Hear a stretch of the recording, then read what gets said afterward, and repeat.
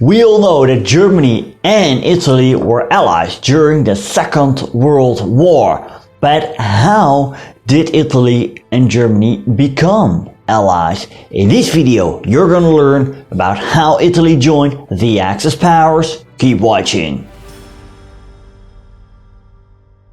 Good to have you back on the channel. If you're new, I'm Stefan, I'm a Dutch history teacher and I like to cover history for you. And if you find it interesting, well, consider subscribing, hit the notification bell. If you want to support me, you can do so via PayPal or via Patreon. The links are in the description. During the First World War, Italy joined the side of the Entente in 1915 when promised territorial expansion by the Entente. Despite severe losses against the Austro-Hungarians with around 600,000 military deaths, Italy did emerge as one of the victors of the Great War. However, the victory felt like a mutilated victory, and that was also due to the fact that there was now a new state on the horizon, the Kingdom of Serbs, Croats and Slovenes, later Yugoslavia. This kingdom took large chunks of the former Austro-Hungarian Empire. Territories like Dalmatia were claimed by the new kingdom,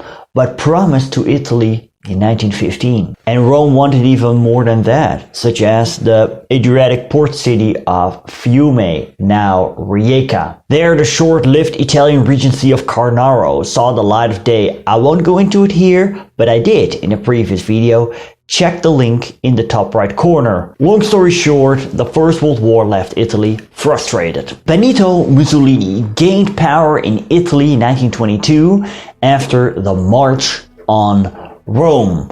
Although Italy remained a kingdom with King Emmanuel III on the throne, Mussolini became the de facto leader of a new totalitarian Italian state. He dreamed of the rebirth of a Roman Empire and also wanted to avenge the Italian defeat in Ethiopia, Abyssinia, the end of the previous century. In the second half of the 1930s, Mussolini launched the conquest of Ethiopia.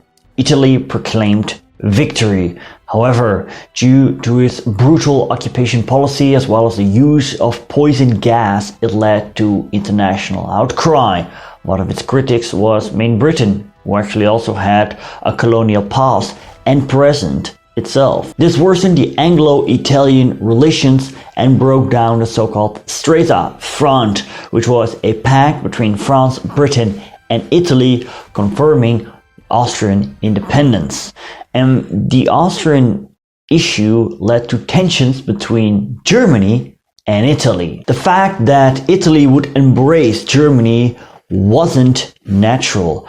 Earlier, there was a dispute over Austria. Mussolini feared that if the Germans would take over Austria, they also claimed South Tyrol, a German-speaking region in the north of Italy. Hitler and Mussolini met in 1934 in Venice, and Hitler promised to leave Austria alone for the time being. But things took a hit when Austrian Chancellor Engelbert Dollfuss was assassinated. However, the pro-Nazi July putsch in Austria failed. After this, Italy turned to France, but was turned down after the Italian conquest of Ethiopia, causing sanctions. Hitler remilitarized the Rhineland in March 1936, and by supplying Italy with coal, Mussolini survived the international sanctions. This softened Mussolini's intransigence over Austrian independence, and by the autumn he spoke about a Rome-Berlin axis. In the summer of 1936, a civil war broke out in Spain between the nationalists and the Republicans. I won't go into the details here, there's plenty about the Spanish Civil War on YouTube, so go check it out if you're interested.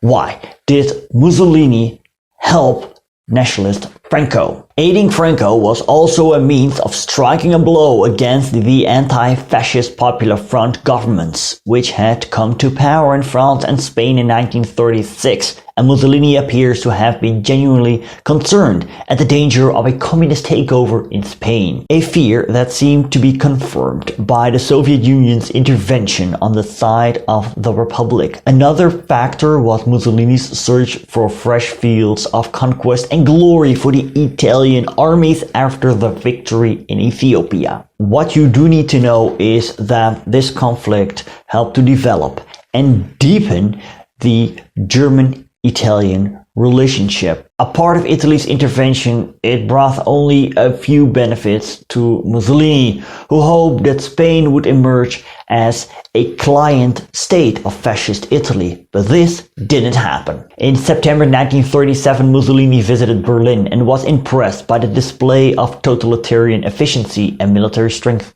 He realized that cooperation with Germany would lead to the realization of further Italian expansion. Towards the end of that year, Italy joined the Berlin-Tokyo Anti-Comintern Pact.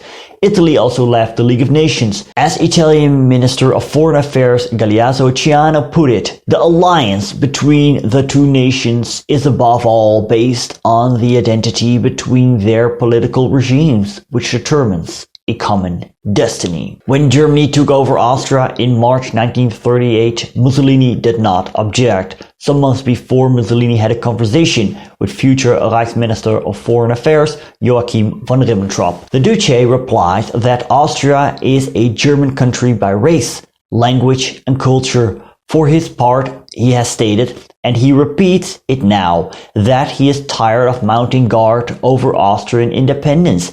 Italian interest today is no longer as lively as it was some years ago. For one thing, because of Italy's imperialist development, which was now concentrating her interest on the Mediterranean and the colonies. Most Italians were not happy with the fact that Austria was just written off like that. What got even less enthusiasm was the introduction of racial laws against Italy's Jews. This was seen as a blatant importation of Nazi Germany's ideology.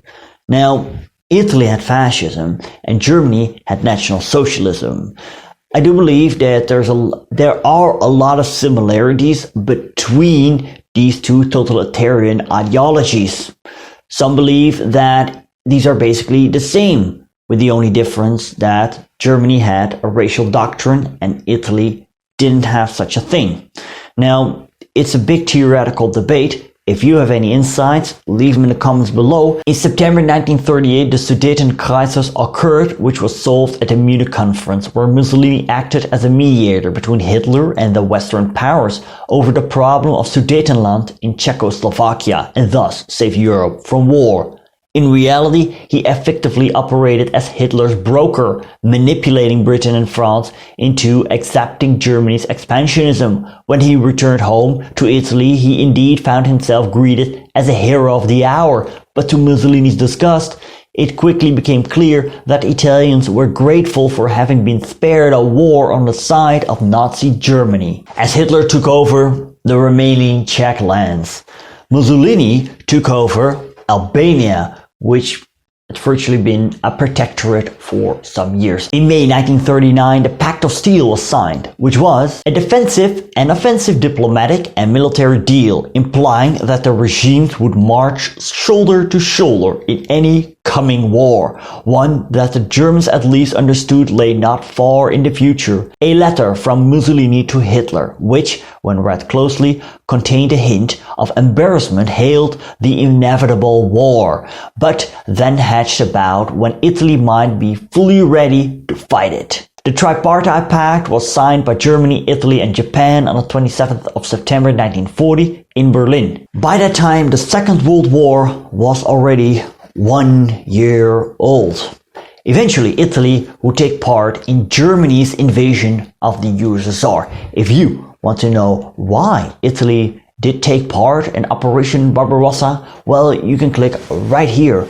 And if you want to know why Hungary joined the Axis powers, you can click right here. Don't forget to subscribe, give this video a like, leave a comment, share it with your friends. Thanks for watching and arrivederci.